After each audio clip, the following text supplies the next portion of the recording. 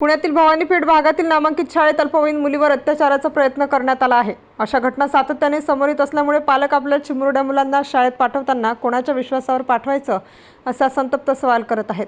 पुण्यातील हा धक्कादायक प्रकार स्वातंत्र्य दिनाच्या दिवशी घडला आहे। पीडित मुलगी इयत्ता 7वी मध्ये शिकत आहे। आरोपी तरुण हा त्याच शाळेतील विद्यार्थी असल्याची माहिती आहे। या प्रकरणातील 19 वर्षीय आरोपी तरुणाला पोलिसांनी अटक केली आहे। या घटनेनंतर आपली चिमुरडी मुलं शाळेत देखील सुरक्षित नसल्याची भावना पालकांनी व्यक्त केली आहे। मिळालेल्या माहितीनुसार पुण्यातील भवानी पेठेत नामांकित शाळा आहे। या शाळेत स्वातंत्र्य दिनाच्या दिवशी पीडित मुलगी शाळेत तिची स्कूल बॅग शोधण्यासाठी गेली होती। यावेळी आरोपी तरुण हा मुलांच्या स्वच्छतागृहाजवळ थांबला होता। पीडित मुलगी जवळ येताच आरोपीने तिचा हात पकडत तिला जबरदस्तीने स्वच्छतागृहात ओढत घेऊन गेला। यावेळी आरोपीने तिच्या मनाला लज्जा उत्पन्न होईल असे कृत्य केले। मात्र पीडित अल्पवयीन मुलीने आपली सुटका करून घेत पळ काढला। घरी गेल्यानंतर तिने आईला हा संपूर्ण प्रकार सांगितला। त्यानंतर पालकांनी जवळच्या पोलीस ठाण्यात धाव घेत घडलेला प्रकार पोलिसांना सांगितला।